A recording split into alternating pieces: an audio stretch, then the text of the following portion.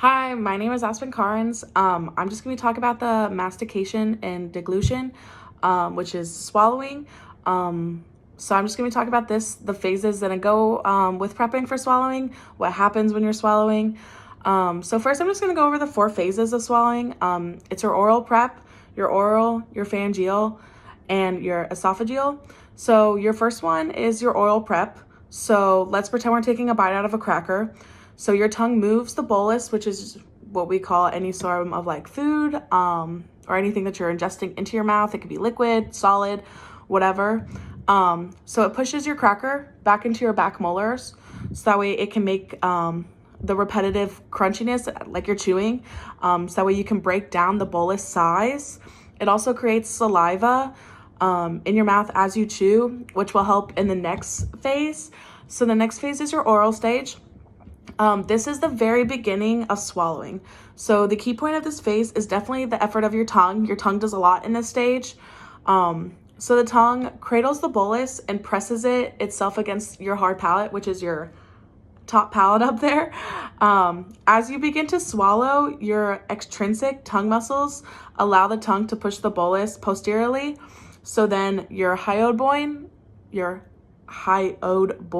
bone, I can never say that, is elevated.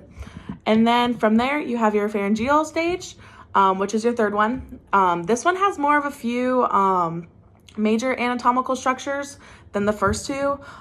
In this stage of swallowing, it includes your epiglottis, your vallicular, your piriform sinus spaces, and then your thyroid cartilages and your larynx. These major muscles are involved in propelling the bolus into your pharynx. So there are these muscles that elevate and shorten your pharynx as the bolus then arrives. And then you move into your esophageal stage, which is just a muscular tube that extends about 18 to 22 centimeters from the cervical portion to its distal extension, which then becomes the level of your stomach. So going into the actual process of swallowing, once your bolus is prepared for swallowing, I made a little diagram. So pretend you're eating a cracker. These are your 2 lips. So once you eat your cracker or put your cracker in your mouth, this is your tongue. So your tongue would push it to these back molars. So you'd go that chomping motion. And then as it's preparing to go, your tongue will press itself against the hyoid bone. God, I can never say that.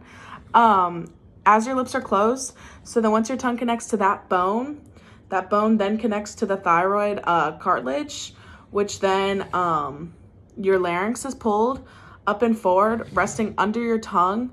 So that way there's now an opening to this airway to allow your bolus to continue down. So the larynx rises to the epiglottis, which is right here, makes its way to the top of your airway. So it would be a little bigger.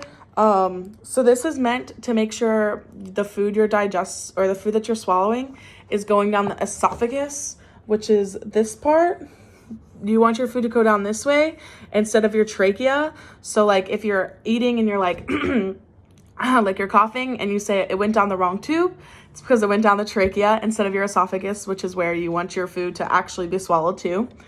So then the bolus enters the pharynx, and that's divided into a few vallicular spaces, and then that turns into the PES as the bolus will rejoin itself in this esophagus.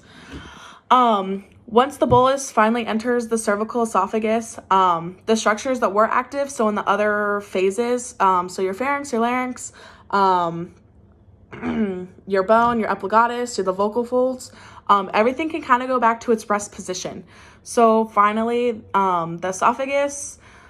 So finally, once it's in the esophagus, the mechanisms of peristalsis delivers the bolus from the proximal esophagus to the distal esophagus, which then goes into the stomach.